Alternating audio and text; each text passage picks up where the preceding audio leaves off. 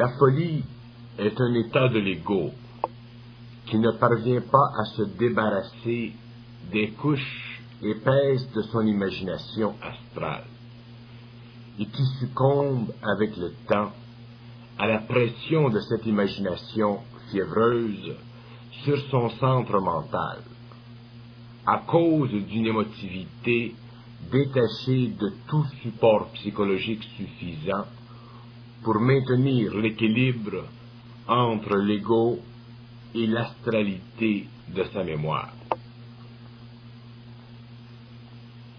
L'astralité de la mémoire de l'ego provient de l'accumulation d'expériences subjectives et émotives qui, au lieu d'augmenter le pouvoir de l'ego, retardent ce dernier et l'enchaînent dans les couches astrales de sa conscience inférieure. La folie est un pas vers les ténèbres, c'est-à-dire vers ces couches de conscience qui empêchent l'ego de vivre de lumière, c'est-à-dire d'intelligence réelle. La folie sur le plan matériel disparaît lorsque l'ego change de plan à la mort. C'est justement à ce moment, cependant, qu'il devient dangereux, car c'est après la mort, à cause du manque de lumière sur le plan où il se retrouve, qu'il cherchera à entraîner d'autres hommes vers la folie. La folie, en fait, est un cercle qui lie la vie et la mort. Car l'ego, lorsqu'il a laissé le plan matériel, ne reconnaît que ce qu'il est, c'est-à-dire que ce qu'il est en tant que mémoire. Or, dans le cas de l'expérience où la mémoire est négative, ce dernier ne peut qu'exercer sur l'esprit des hommes faibles émotivement qu'une influence négative. On ne peut faire que ce que l'on est, mort ou vivant. La folie, telle que l'homme la vit, dépend toujours de son passé. La folie, telle que l'homme la comprend, ne dépend que de son émotivité affectant son intelligence. Tant que la folie n'est qu'une retenue temporaire de l'intelligence réelle dans l'homme, elle n'est pas dangereuse pour lui, car elle ne souligne qu'une trop grande sensibilité aux forces de l'âme, à l'être psychique. Souvent, un homme qui passe d'un niveau de conscience à un autre vit temporairement un état de folie, c'est-à-dire d'incompatibilité temporaire entre ce qu'il connaît intérieurement et ce qu'il doit raccorder avec l'extérieur. Mais dès que les forces de l'âme ont stabilisé l'émotif, ce même homme retourne à un état extérieur et intérieur équilibré, c'est-à-dire stable, sans conflit irréconciliable, avec sa réalité psychologique d'individu et de citoyen. Beaucoup d'hommes souffrent de folie et pourraient très bien en être libérés si la psychologie admettait un jour que l'homme est un être multidimensionnel et que la partie astrale de lui-même est liée à une dimension de l'esprit qui régit l'émotivité chez lui et peut le conduire à sa perte si sa volonté est trop faible et son intelligence non avertie. Quelle que soit la nature de la folie, son principe est toujours le même, l'affaiblissement mental et émotif de l'homme. Ce n'est que par l'ouverture de l'intelligence réelle de l'homme qu'un terme peut être mis à ce drame. Alors que la folie atteste de l'impuissance de la volonté de l'homme, elle atteste de la puissance vibratoire de l'esprit astral chez l'homme. Or, l'esprit astral est un monde en lui-même, une dimension de la conscience humaine, planétairement rattaché à tout ce qui pervertit la conscience et bloque son intelligence réelle. La plupart des hommes ne souffrent pas de façon aliénante de cette conscience astrale, car ils ont suffisamment d'équilibre émotif et mental pour en dépasser l'influence.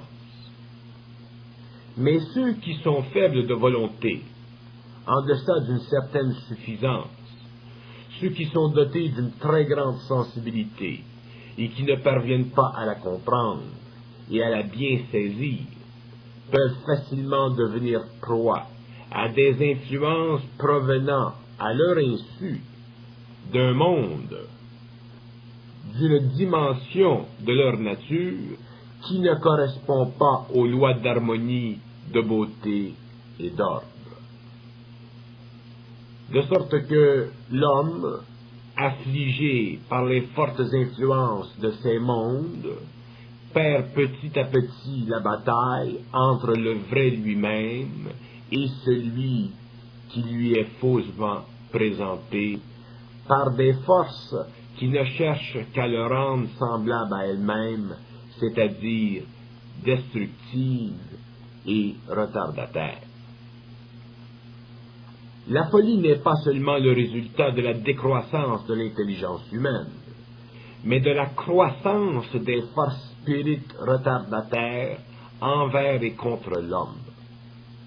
Le phénomène de la folie est un phénomène double, c'est-à-dire qu'il prend origine chez l'homme faible et grandit chez l'homme au fur et à mesure que son affaiblissement s'accentue. Nous croyons que le monde que nous habitons est constitué seulement de matière, alors que ce dernier est constitué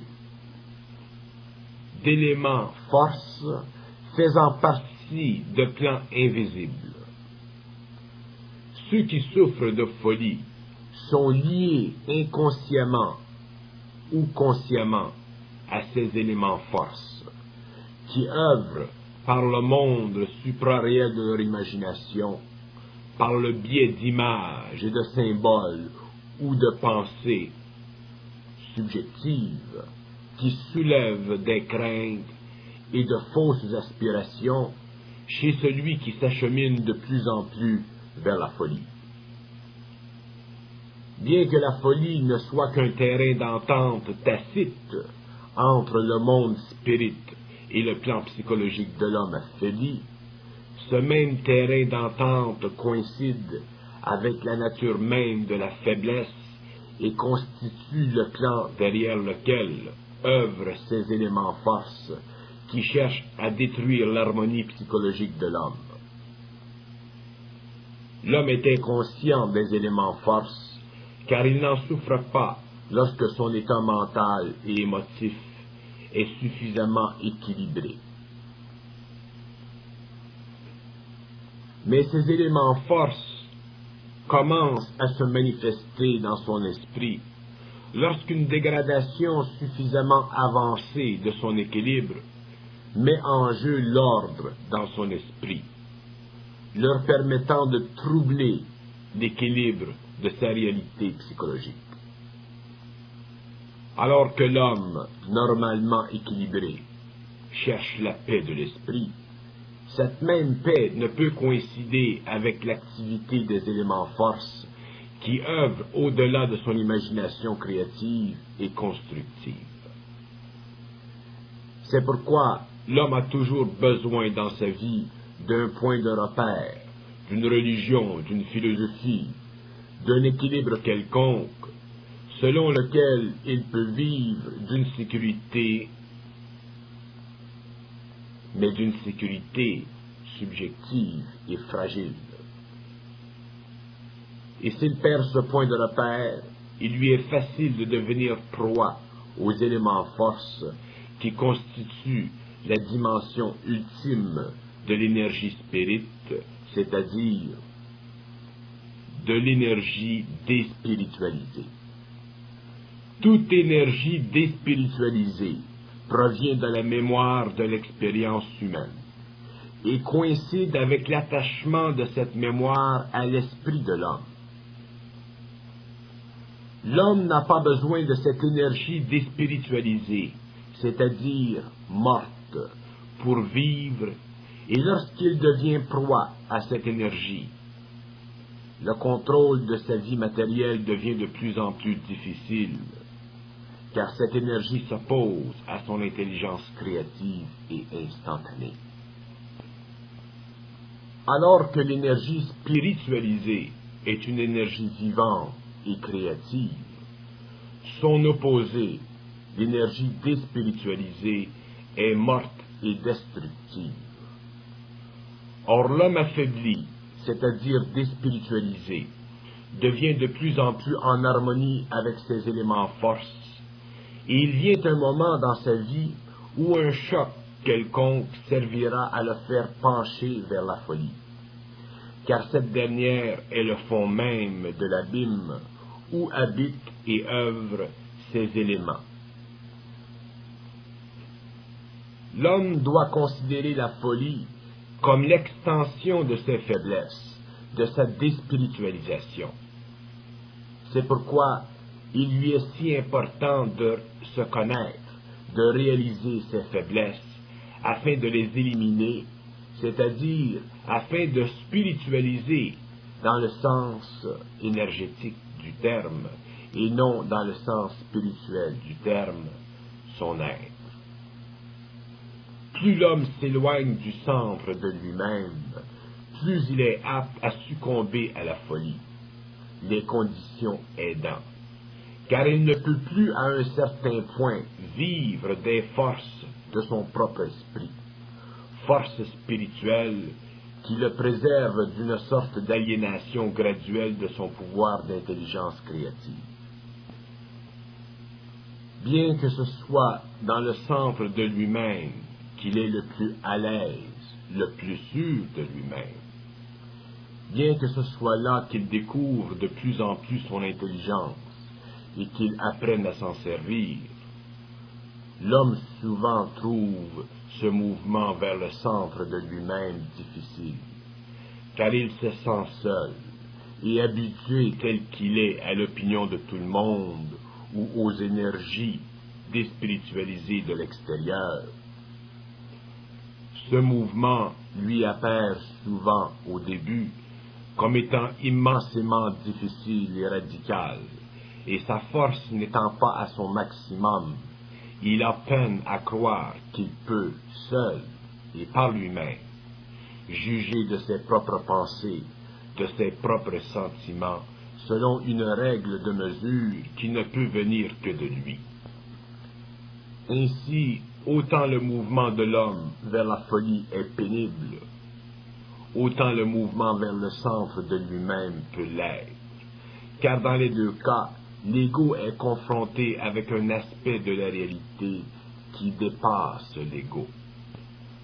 Autant la folie est impérieuse sur l'esprit affaibli, autant la grande maturité intérieure, la grande centricité, la grande vision des choses peut être pénible au début, car l'ego n'a pas encore trouvé sa place de façon définitive.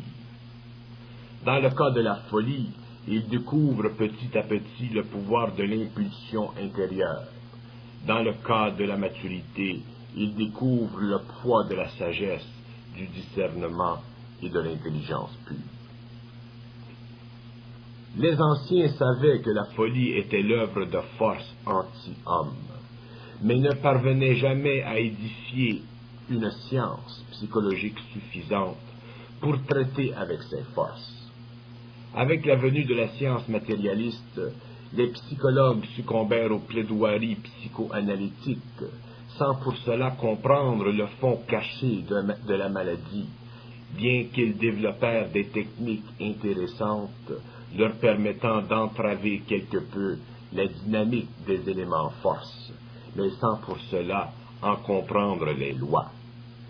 Avec la psychiatrie, la biochimie entra au service de la science en secouant les ponts innombrables dont est fait le circuit mental de l'homme, c'est-à-dire son esprit, rendant l'homme de plus en plus végétatif, mais lui permettant du moins souvent de continuer son existence matérielle sans trop de soubresauts. Dans les deux cas, cependant, la folie ne cessa d'accroître le nombre de ses victimes. Ces lois étant éternelles, doivent être comprises selon les lois de l'intelligence créative et non de l'intelligence mécanique et subjective ou symbolique de l'intellect. Mais la folie a ses raisons que la raison ne connaît pas et que seule l'intelligence créative peut détecter. Une de ces raisons est le lien qui existe entre le fou et l'esprit d'un être qui n'est plus sur le plan matériel et qui connaît déjà la mort. La vie est un passage entre la matière et l'invisible. Ce passage constitue l'occasion rêvée pour un désincarné d'entrer en communication avec un être vivant et lui faire passer des idées, des sentiments qui peuvent le déprimer. L'homme qui aide à soulager une personne aux prises avec la folie doit comprendre tout le jeu de cette folie, c'est-à-dire tout le jeu qui se crée dans l'esprit du malade pour le rendre plus malade ou le maintenir dans sa maladie. Puisque l'élément force qui constitue l'intelligence du fou doit être discerné et neutralisé, celui qui l'aide doit avoir le discernement, c'est-à-dire cette faculté inébranlable de l'intelligence créative qui lui permet de ne jamais être aux prises, au piège de la fausse intelligence, et qui lui permet constamment de piéger cette fausse intelligence afin de la forcer à lâcher prise sur l'esprit de celui qui souffre, mais qui n'a pas le discernement suffisant pour voir derrière les voiles qui constituent le mensonge de cette intelligence fantaisiste et fautive de l'élément force. L'homme n'étant pas encore dans l'intelligence parfaite à cause de son émotivité, il lui est difficile d'engendrer cette intelligence lorsqu'il fait face à la noirceur de l'intelligence du fou.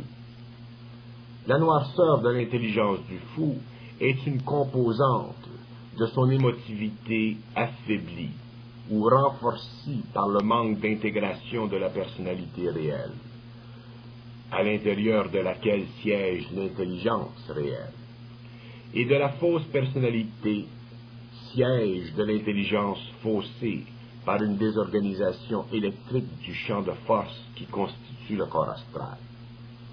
S'il doit être traité, c'est-à-dire amené à son intelligence réelle, celui qui veille sur le fou doit parfaitement comprendre l'intelligence affaiblie, c'est-à-dire en être totalement libre sur le plan de l'influence, ce qui amène la personne traitante à déjouer constamment les plus petites nuances de l'intelligence affaiblie, en la renforcissant par des paroles issues d'une intelligence stable et parfaitement sûre d'elle-même. La folie est une condition négative du réel, c'est-à-dire que cette condition exige de celui qui la souffre de ne pas pouvoir voir l'illusion qui la crée. Or, voir la condition qui la crée nécessite qu'un élément intelligent extérieur puisse forcer sur lui sa vision claire, afin de briser la puissance de l'élément force négatif qui n'a aucun pouvoir sur l'intelligence réelle de celui qui aide. Mais le fou, lui, a la tête dure, c'est-à-dire qu'il veut bien se sortir de sa condition, mais ne veut ou ne peut pas toujours suivre à la lettre ce qui lui est transmis par l'élément extérieur intelligent, car l'élément force en lui œuvre constamment contre l'intelligence de celui qui lui vient en aide. C'est pourquoi, plus la vibration de l'élément intelligent est élevée, plus le pouvoir d'effet est grand, et moins longtemps peut durer la maladie mentale. Si l'affaiblissement de l'intelligence est retardé par un élément extérieur intelligent, la folie peut persister un peu, mais ne peut se renforcer, car tout étant vibratoire, la plus haute vibration doit dominer la plus faible. Mais ceci implique qu'il y ait contact entre le malade et celui qui peut l'aider. Ce contact peut être physique ou occulte, mais il doit être présent dans l'expérience. Le problème majeur des déséquilibrés mentaux provient de la nature même de la pensée du malade.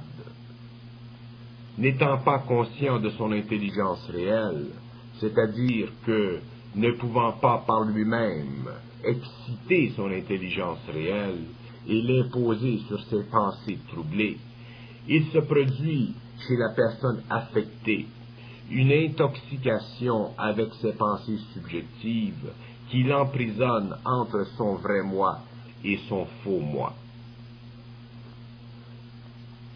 Lorsque la fausse personnalité de celui qui est affecté par l'élément force négatif entre en contact avec le vrai moi, dont la personnalité coïncide de plus en plus avec l'intelligence occulte, le vrai moi doit être ferme dans sa conscience, c'est-à-dire dans son intelligence occulte ou réelle, afin de pouvoir parer contre les abus de la folie du déséquilibré, car c'est justement cette fermeté, c'est-à-dire ce calme mental qui permet à l'intelligence du vrai moi de se constituer en une force très grande qui servira à désengager la fausse personnalité de son lien avec la fausse intelligence. La fausse intelligence est une composante de la fausse émotion et de la fausse personnalité qui cultive la fausse émotion. La fausse personnalité est le produit d'une accumulation d'influences qui couvre avec les années le vrai moi et désengage ce dernier de la vraie intelligence. La vraie intelligence n'a pas de pouvoir sur l'homme, c'est-à-dire qu'elle ne peut vaincre les influences, car elle requiert un minimum d'émotivité subjective, et la fausse éducation de l'homme nourrit son émotivité. Et tant que ce dernier n'a pas atteint un stage suffisant d'évolution, lui permettant de mettre un terme à l'influence, sa vraie intelligence est impuissante. La folie n'est pas toujours désespérée, c'est-à-dire qu'elle n'est pas toujours terminale. Comme toute autre maladie, elle peut être arrêtée à temps, mais il faut qu'elle soit comprise, c'est-à-dire réalisée comme une étape douloureuse de transition entre le développement du vrai et du faux moi, de la vraie et de la fausse personnalité, de la vraie et de la fausse intelligence. Mais comme tout ce qui est du domaine de l'esprit, le temps est un facteur important. Et il doit être considéré dans toute transaction entre celui qui souffre et celui qui aide. Celui qui souffre n'a pas la capacité suffisante pour trancher sa réalité clairement. Et celui qui aide doit le suivre par la parole, jusqu'à ce que celui qui est souffrant admette qu'il commence à voir le jeu de la fausse intelligence en lui. Qu'est-ce que de la vraie ou de la fausse intelligence? Question importante, très importante. D'abord, qu'est-ce que de l'intelligence? De l'intelligence, c'est un bien-être qui se manifeste selon l'équilibre entre le vrai moi et la vraie personnalité. Nous avons tendance, fausse tendance pour mieux dire, à croire ou à penser que de l'intelligence, c'est une faculté intellectuelle. Quelle erreur! La faculté intellectuelle est le produit de l'éducation. L'intelligence est une ouverture sur l'esprit, c'est-à-dire sur le pouvoir de l'énergie de transformer l'homme. C'est cette intelligence qui constitue le cadre du vrai moi et enligne ce dernier pour que se vive la vraie personnalité. La folie est un rapprochement entre la sensibilité que crée l'énergie de la vraie intelligence et l'incapacité du faux moi d'absorber cette énergie. Or, cette énergie puissante telle qu'elle est, détruit, car elle ne peut être repoussée. C'est pourquoi le faux moi et la fausse personnalité s'enlisent de plus en plus dans le faux, car le vrai ne peut être perçu à cause de l'émotion subjective qui le rend trop aride, trop difficile à vivre, seul, sans aide extérieure. Par contre, si le souffrant est aidé par un élément extérieur qui possède suffisamment de vraie intelligence, il s'en sortira. Dans le cas de l'homme qui avance d'un pas rapide, le vrai moi doit faire place au faux moi de façon radicale.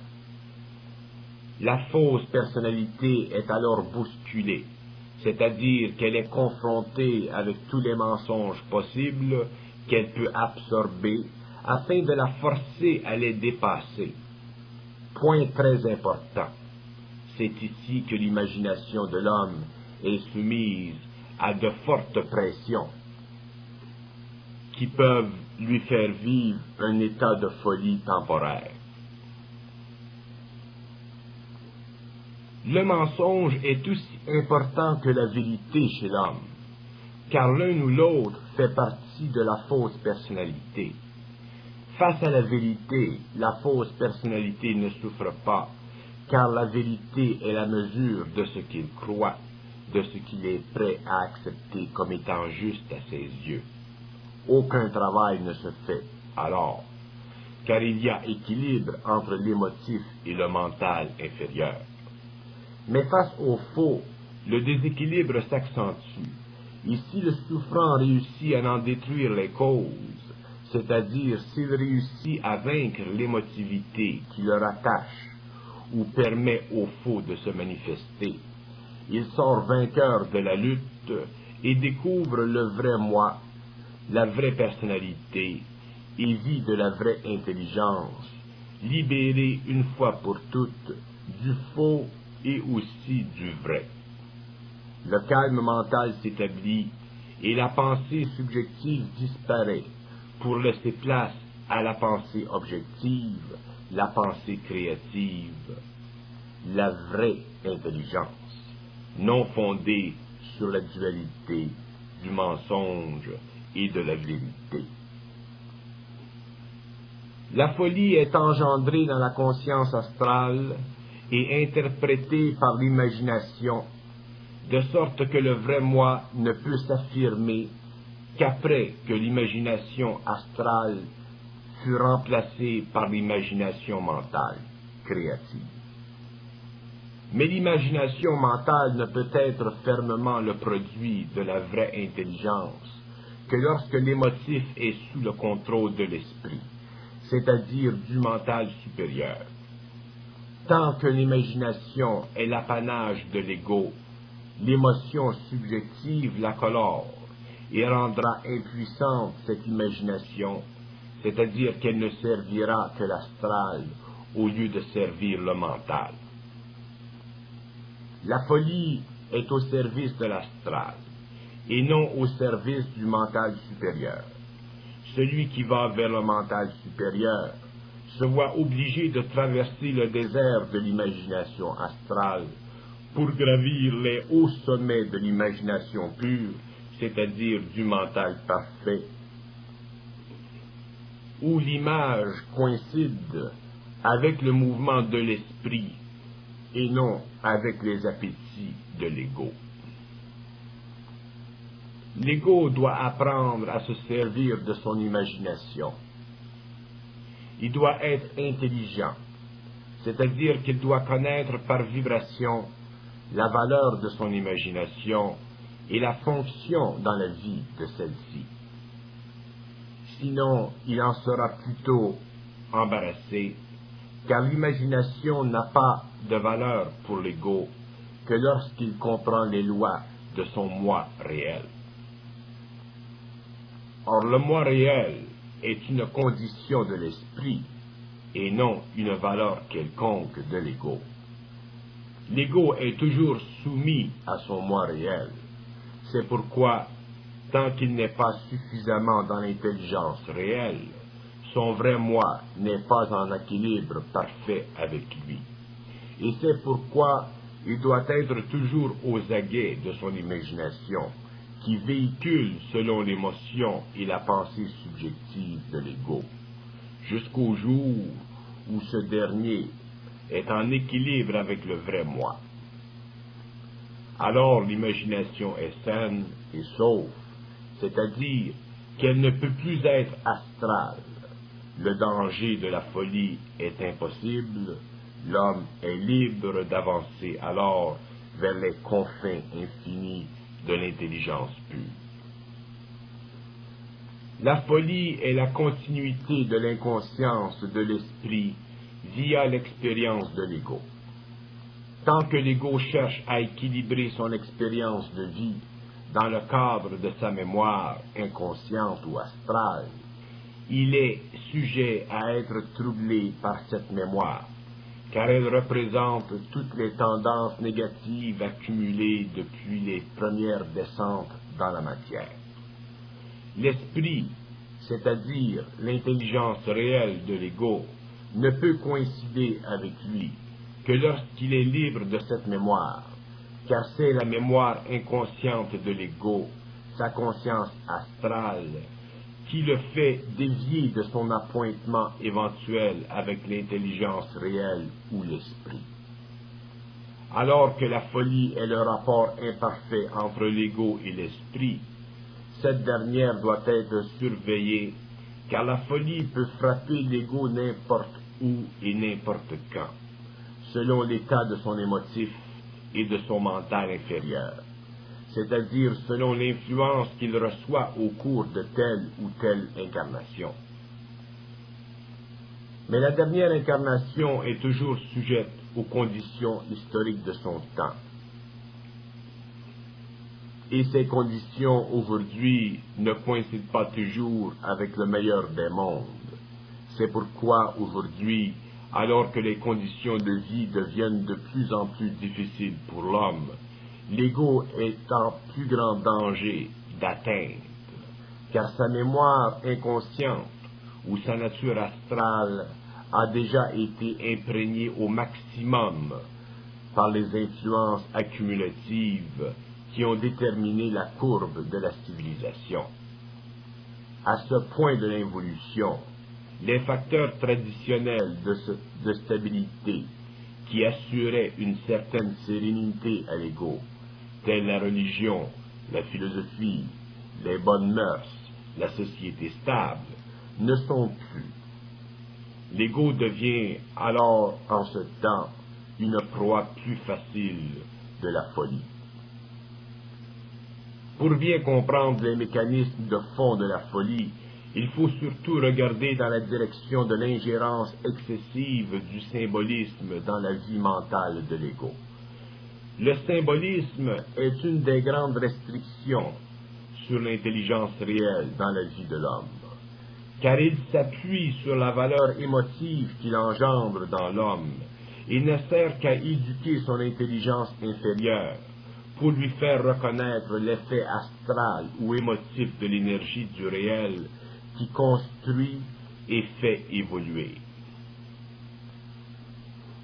Mais le symbolisme en lui-même n'est qu'une forme temporaire, permettant à l'ego de suivre une ligne d'évolution de plus en plus progressive, mais aussi de plus en plus restrictive en ce qui concerne l'intelligence réelle ou l'intelligence du réel. La folie est la terre nourricière du symbolisme, un vrai jardin où tout le symbolisme possible peut être cultivé à l'avantage du faux moi et à l'avantage de la fausse personnalité, sous les prétextes du vrai, de sorte que le vrai moi et la vraie personnalité ne peuvent servir à la canalisation de l'intelligence réelle. C'est ce que l'on peut appeler l'involution. Et naturellement, l'imagination devient le porte-parole ou le porte-image de la folie, de sorte que celui qui, par sa sensibilité ou son astral débalancé par une émotivité instable, nourrit cette imagination au lieu d'en comprendre les lois. Il se trouve alors facilement en danger lorsque l'ego subit un choc quelconque au cours de la vie. C'est pourquoi le meilleur outil dont peut se servir l'ego qui tend vers une plus grande sensibilité intérieure, c'est son habilité de reconnaître l'importance du symbolisme et de le surveiller, car la valeur du symbolisme lui est fournie par l'imagination astrale ou astralisante. Ainsi se construit sa grande sécurité, car il empêche sa mémoire de prendre contrôle ou de voiler l'intelligence du vrai moi et de la vraie personnalité. En surveillant l'importance du symbolisme, l'ego se désengage de toute responsabilité psychologique vis-à-vis le faux moi et entreprend alors la montée vers la conscience supramentale, siège de l'intelligence réelle. Mais cette montée vers le supramental engendre souvent dans son mouvement une sorte d'aliénation temporaire, due au fait que le faux moi se voit déculotté, c'est-à-dire qu'il n'est plus alimenté par les formes qui assuraient auparavant sa fausse sécurité. Mais cette petite folie temporaire n'est pas sévère, tant que l'ego est émotivement stable et mentalement robuste. Dans le cas contraire, la conscience astrale de l'ego peut déborder les limites naturelles et lui infliger une perte de raison, c'est-à-dire une inhabilité émotive de transiger avec le pouvoir de la conscience astrale qui refuse de se retirer. Le combat entre la mémoire astrale et l'intelligence réelle varie selon chaque être, mais le principe est le même dans tous les cas. La négation de la valeur astrale du symbolisme. Lorsque l'ego aura découvert le vrai moi et qu'il sera de plus en plus conscient de l'intelligence réelle, le symbolisme n'aura plus pour lui aucune valeur émotive en soi, puisque l'intelligence réelle ne se sert pas d'émotivité pour éclairer l'ego dans sa démarche vers la réalité. Si la folie se sert de l'émotivité pour conquérir l'homme, il est évident que le symbolisme astral qu'elle utilise doit être carrément surveillé, quelle que soit sa valeur apparente. C'est ici d'ailleurs que se situe le combat entre la fausse intelligence et l'intelligence réelle, et l'ego doit être éveillé à ce danger. J'ai déjà donné comme exemple les cas où certains individus, au nom de certaines figures religieuses telles le Christ par exemple, vont aller dans le monde et détruire les peintures, les œuvres d'art, parce que le Christ leur a dit que ces œuvres d'art devaient être détruites. C'est un exemple précis du jeu de la folie dans l'homme, où la folie se sert du symbolisme astral pour éveiller dans l'homme un pouvoir d'intention et amener ce dernier à des actes qui sont carrément anti-homme. Plus l'homme avance dans le temps moderne, plus il sombre dans la probabilité de la folie, car plus sa conscience astrale prend de place dans sa conscience de tous les jours, de sorte que moins il y a d'intelligence réelle dans sa vie. La folie n'a pas besoin d'être totale pour que l'homme en soit victime. Il suffit qu'elle déborde un peu trop d'un cadre d'harmonie dont requiert sa personne pour vivre une vie suffisamment équilibrée. À partir de ce point, le moindre choc peut engendrer en lui suffisamment d'anxiété pour que la folie commence son mouvement sournois de destruction intérieure. Les hommes ont tendance à croire, et c'est justement cette habitude qui ouvre les portes à la folie, car la folie se sert de cette habitude humaine. Elle sait que l'homme est dupe à tout ce qui lui convient.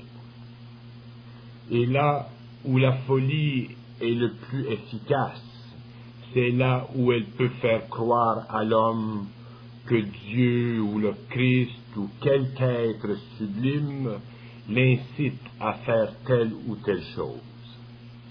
Si l'on regarde les annales sensationnelles de la démence, nous retrouvons de plus en plus cette triangularité entre les éléments force qui se servent du symbole spirituel contre l'homme. Et l'homme, lui, faible de son intelligence réelle, c'est-à-dire influençable dans son esprit, devient une proie facile de la folie. C'est pourquoi le rôle de celui qui aide le souffrant doit coïncider avec son intelligence réelle. Cette intelligence qui connaît les lois du mensonge et de la vérité et qui sait que les éléments force interchangent l'un pour l'autre afin de piéger l'homme et le rendre impuissant. Tant que la folie sera considérée d'un point de vue matérialiste, elle continuera à ravager l'esprit de la terre et de l'homme, car elle provient des bas-fonds de l'intelligence fausse, c'est-à-dire de ces mondes où la vibration de la lumière est affaiblie par la noirceur de l'expérience astrale. Tant que l'homme n'aura pas suffisamment compris les lois de l'intelligence et réalisé la fonction du symbolisme, il lui sera difficile de voir que le faux est vrai et que le vrai est faux dans la conscience astrale, et que les deux sont interchangeables selon le plan d'action de l'intelligence qui constitue la loi de ce plan. L'homme est un être extrêmement délicat dans son esprit, car son émotif remplace l'action perturbante de la conscience. Il est facile d'être émotif, il en est même plaisant, mais difficile de vivre au-dessus d'elle, c'est-à-dire d'en voir les mécanismes qui affaiblissent la vraie intelligence. Il y a beaucoup à dire sur la folie, car elle est vaste dans ses machinations, mais elle est simple dans son mécanisme fondamental. Premièrement, elle provient de l'influence sur l'esprit de l'homme, d'intelligence subtile cachée derrière le voile de la pensée subjective et évoluant dans le monde de l'astral. Deuxièmement, elle se sert de l'émotivité pour maintenir son pouvoir sur l'esprit de l'homme. Troisièmement, le mensonge est vrai et la vérité est fausse pour elle, et l'un et l'autre sont interchangeables. Quatrièmement, elle se sert du symbolisme sacré dans le monde judéo-chrétien pour forcer l'homme à des actions qui défient l'ordre établi. Cinquièmement, elle constitue la parfaite illusion à l'intérieur de laquelle se manifestent les forces du mal ou les forces retardataires. Sixièmement, elle est impuissante dans sa fausse intelligence contre l'intelligence réelle. Septièmement, elle est absolue dans sa démarche contre l'homme, c'est-à-dire qu'elle n'a pas de limite raisonnable dans son action, car l'intelligence astrale est dans les ténèbres de la mort.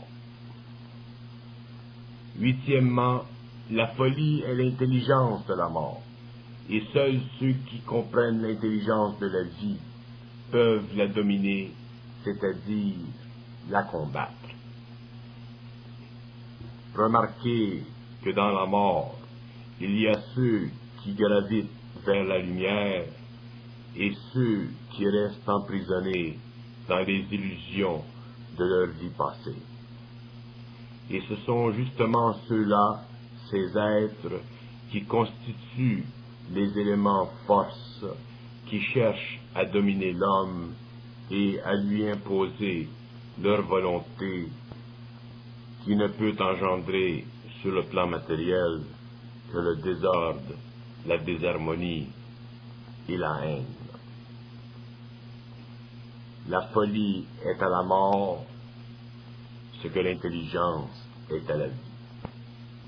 C'est pourquoi l'intelligence du réel seule peut la détruire, peut la neutraliser, car l'intelligence du réel, c'est l'intelligence de la vie.